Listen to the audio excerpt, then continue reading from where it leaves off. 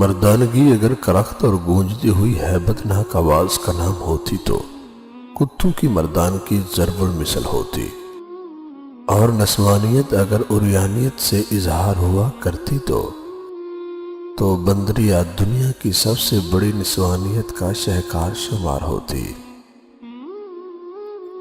جب رشتے نبھانا مشکل ہو جائے تو ان کو نبھانا نہیں چاہیے بلکہ اللہ کے حوالے کر دینے چاہیے۔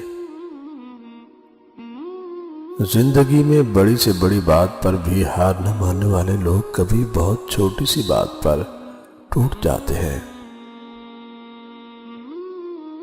دل اس سے نہیں لگانا جسے اپنے حسن پر غرور ہو، دل اس سے لگانا جسے محبت سمجھنے کا شعور ہو۔ پرانے لوگ سمجھدار تھے، تعلقات سنبھالتے تھے، پھر لوگ پریکٹیکل ہو گئے، تعلق سے فائدہ نکالنے لگے۔ اب لوگ پروفیشنل ہیں، فائدہ ہو تو تعلق رکھتے ہیں۔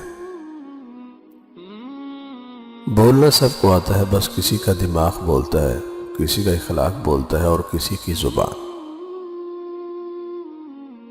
روپیہ جتنا بھی گر جائے مگر اتنا کبھی نہیں گر پائے گا جتنا روپیے کے لیے انسان گر چکا ہے۔ کسی کی عزت کو روند کر آپ کو شاید وقتی تسکین ضرور مل جائے گی مگر روح کو سکون نہیں ملے گا۔ پیسے کمائیں یا نہ کمائیں، دعائیں ضرور کمائیں، اس سے جھوپڑی میں بھی محل والا سکون ملے گا۔ ہم میں سے زندہ وہی رہے گا جو دلوں میں زندہ رہے گا، اور دلوں میں زندہ وہی رہتے ہیں جو آسانیاں بانٹتے ہیں، محبتیں بانٹتے ہیں۔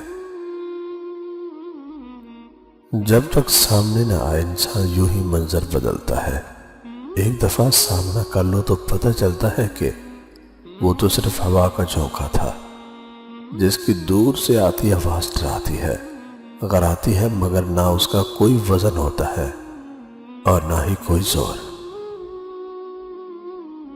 اللہ کو یاد کرو گے تو دلوں میں ٹھنڈک آئے گی، ورنہ سلگتے رہو گے، سسکتے رہو گے، تڑپتے رہو گے۔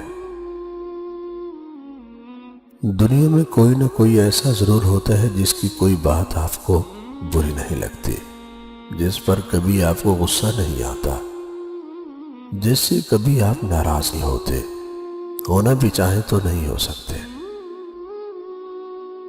مضبوط لوگ خاموش رہتے ہیں، کسی سے شکایت نہیں کرتے۔ زندگی میں کچھ پل ایسے آتے ہیں جنہیں ہم چاہ کر بھی اپنی یادداشت سے مٹا نہیں سکتے۔ مجھے اختلاف ہے ان لوگوں سے جو کہتے ہیں کہ وقت ہر زخم کو بھر دیتا ہے۔ مردانگی کی بہترین سطح یہ ہے کہ مرد کی وجہ سے عورت کی آنکھ میں آنسو نہ آئے۔